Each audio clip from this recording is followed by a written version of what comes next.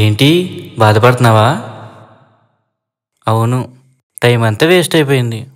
Phone చూస్తూ సమయం అంతా వృధా చేసేసాను. ఈరోజు ఆఫీస్కి సెలవు వచ్చింది కదా అని రోజంతా ఉపవాసం ఉండి ప్రార్థన చేసుకుందాం అనుకున్నాను. ఈలోగా ఫాస్ట్గా చర్చి దగ్గర ఏదో పని అంటే వెళ్ళొచ్చాను. వెళ్ళొచ్చి అలసిపోయాను కదా అని భోజనం చేసి నడుమాల్చుకున్నాను. ఫోన్ చూస్తూ చూస్తూ సమయం అంతా వృధా అయిపోయింది. అవును రాజేష్, నీకు టైం తెలియనంతగా నీ సమయాన్ని వృధా చేసే ఆ సెల్ ఫోన్ ఆయుధంగా వాడి అపవాది నీ సమయాన్ని వ్యర్థపరుస్తున్నాడు.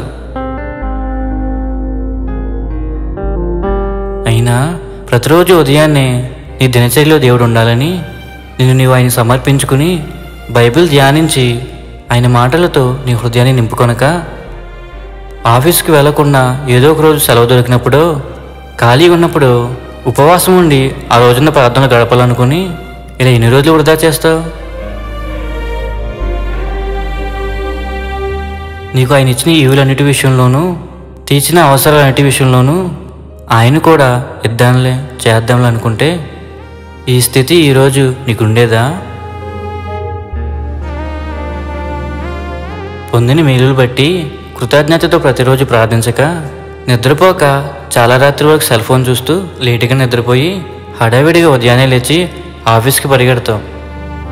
సాయంత్రం అలసిపోయి వచ్చి రెస్ట్ తీసుకుంటూ నీకోసం అన్నీ చేసిన దేవుడికి కృతజ్ఞతగా అనేకులను ఆయన రాజ్యాన్ని నడిపించడం కొరకు ఆత్మల భారంతో ఎంతగా ప్రార్థన చేయగలుగుతున్నావు?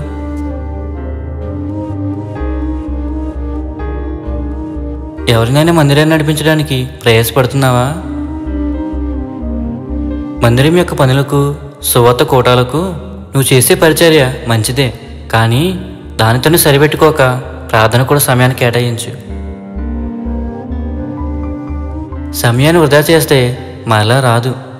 మనం సమయాన్ని సద్వినియోగం చేసుకోకపోతే అజ్ఞానులమై అంధకార క్రియలతో పాలువారమై ఆ పాతాళ ద్వారానికి పైన సాగించవలసి వస్తుంది. నువ్వు వెళ్తున్న సంఘం అభివృద్ధి చెందాలంటే నీ సేవకుడు ఒకటే ప్రార్థిస్తే కాదు, ఆయనతో మనం కూడా పాలిభాగస్తులమై మోషే చేతులు బరువెక్కినప్పుడు హూరు అహరోను ఆదుకున్నట్లుగా ప్రార్థన పరిచర్యలో కూడా పాలిభాగస్తులం కావాలి.